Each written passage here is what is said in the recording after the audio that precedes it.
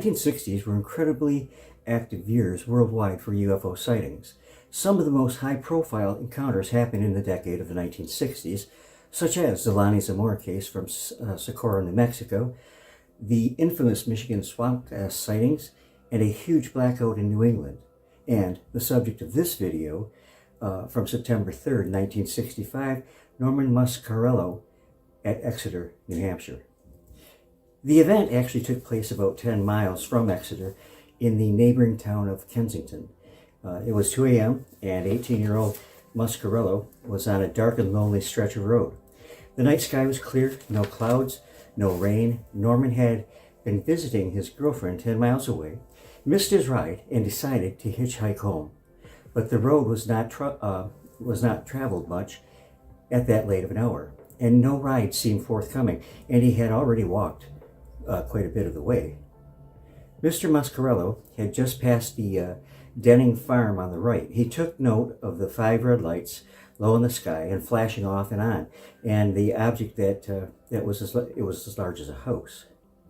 Sort of panicked, Norman jumped in a ditch seeking safety.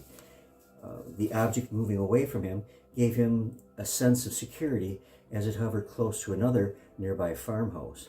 He jumped from the ditch and sprinted to the farmhouse and pounded on the door as the lights got lower and closer to him. No one was home at the farmhouse, and the UFO was getting lower and slowly closer to him. Save for who or what was piloting the object, Norman was alone, and I would dare say, rather shaken. Muscarello ran to the road, and it was his good fortune at that point that a car stopped and picked him up. Per his request, the driver took him to the police station at Exeter. As he reported the events to the officer there, Officer Bartrand, he remained in a very agitated state. Officer Eugene Bartrand didn't judge Muscarello, as he had his own enigmatic situation earlier. A few hours earlier, the officer was on patrol, and he stopped his car to assist a motorist parked at the Route 01 bypass, 101. The woman in the car was visibly shaken, and he asked her why. She explained that she had been followed by a large object in the sky, and that it was as big as a house. After a short bit, she was calmed down, and then she was continued on her way. Now, Bertrand and Muscarello got into the patrol car and headed back out to the farmhouse to see if they could find any evidence of the weird visitation. Sitting in the car, they found everything to be in order. Bartrand got out of the police car and told the teenager to follow him. There was no one else around to make any noises, and yet the horses in a nearby barn began kicking and neighing at their stalls. Close by, dogs began howling and barking for no apparent reason. Over the tree line at the edge of the field, the object was rising up.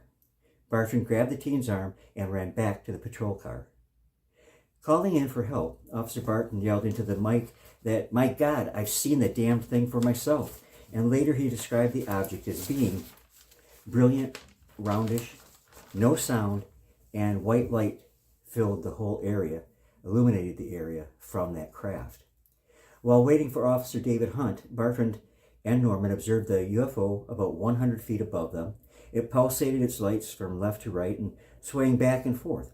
Officer Hunt arrived in time to witness the UFO rise and fly away. That's pretty much the events of that September morning. However, it is not the end of the story. The Air Force, Project Blue Book, attempted to explain the sightings away and make the witnesses seem, well, mentally stunted. The Blue Book was good at that. Blue Book issued a statement that these observers had seen nothing really but stars and planets twinkling due to a temperature inversion. A check of atmospheric conditions show that such an inversion was impossible that night. It's amazing how they try to make people out to be fools. The 2 sheriffs or the 2 police officers were trained observers. I'm sure they would know the difference between a planet and twinkling star and an unidentified flying object. But finally, much later, the Air Force relented and wrote the following to the men who had been witnesses. Based on additional information submitted to our UFO investigation team at Wright-Patterson Air Force Base, Ohio, we have been unable to identify the object you described on September 3rd, 1965. So, you have the story of a very enigmatic and a real sighting. Let me know what you think about it. How about you, Paul? What do you think? What say you? So I will see you all again real soon. God bless you all. Love you. And have a great New Year. Happy New Year. Yes.